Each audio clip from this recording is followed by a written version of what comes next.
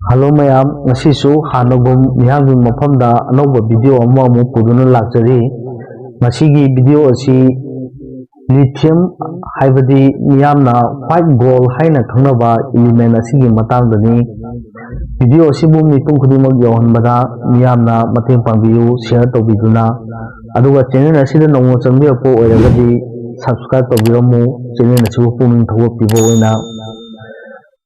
9 February da India की Ministry of Mine na India की Jammu and Kashmir की Riyasi district को मफम अमदा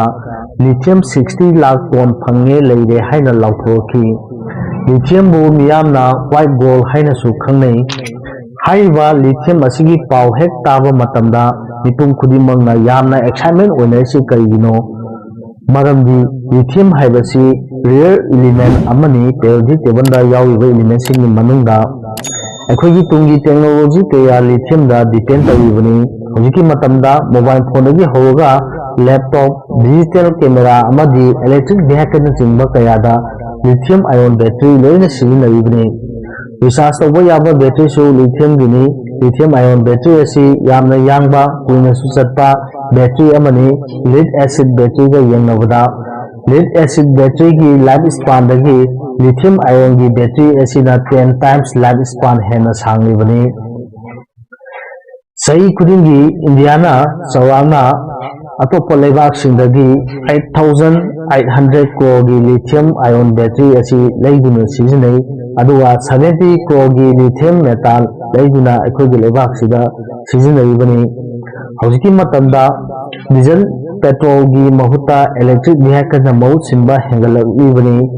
हाइबा demand असी हेंगलबीबा मखै lithium ion की डिमांड सो अंदुम हेंगलकनी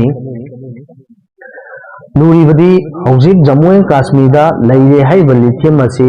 अखोइना इंफर रिसोर्स हाइना खंगनै मरमदी हाइबा मफम अदुदा क्वांटिटी अमदी क्वालिटी कयाम लैबा lithium ओइगदोइनो हौजिक फावो खंगदी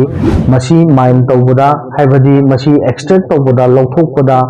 इकोनॉमिकली ओइथौकद्रा ओइथौइद्रा हाइबसु खंगदी मसी कयिबो ओइथौलगना अखोइगी एनवायरनमेंट दा कई अहोंबो लैगनी हाइबा खंगदबना मरम ओइगा हौजिक लै हाइबा lithium असी अखोइना इंफर रिसोर्स हाइना खंगनै lithium mining तौबदा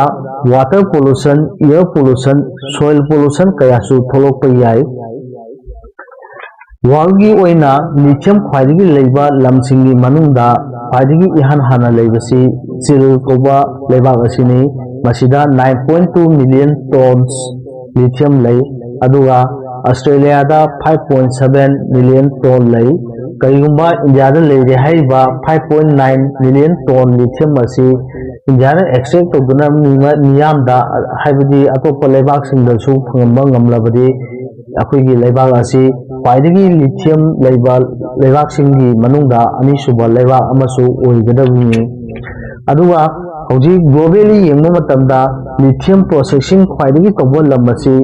चाइना नी चाइना दा 58% नी अनिसुबदा चिलना 29% lithium process तौई अर्जेंटीना दा 10% processing तौई अदुगा lithium extract तौबा लमसिंगना ऑस्ट्रेलिया दा 52% नी अदुगा चाइना दा 13% नी चिलदना 22% नी यामना ngabibadi चाइना दा lithium reserve यामना लेके अदुबु ख्वाइदगी प्रोसेस तौबदी चाइना ना ओइरी मरम अदुना लेबाक खुदिमक्ता lithium ion battery supply तौबदा चाइना ना अचौबा थौदांग अमा लौरी मसिना मरम ओइगा चाइना दा अदुकी मति लेबाक सिंदगी पैसा कया चाइना ना ताम ngamiबनी करिगुंबा अखोइगी इंडिया सु हाइबा lithium मसी यामना इकोनॉमिकली सस्टेनेबली अखोइना एक्सट्रैक्ट तौबा अदो प्रोसेस तौदुना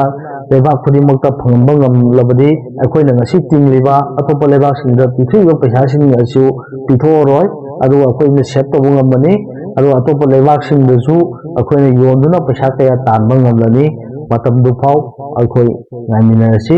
असिगिदि वीडियो असि matang asida losinjege hayengsu asigumba nungaiba video अमा अमु अनोबा टॉपिक अमा yang mafamda khudon tambang boijage ꯑꯩꯅ ꯚꯤꯗꯤꯑꯣ ꯑꯗꯨ ꯍꯦꯛ ꯊꯥꯒꯠꯂꯛꯄ ꯃꯇꯝꯗ ꯑꯗꯣꯝꯒꯤ ꯃꯐꯝꯗ ꯌꯧꯅꯕ ꯊꯦꯡꯅꯅꯕ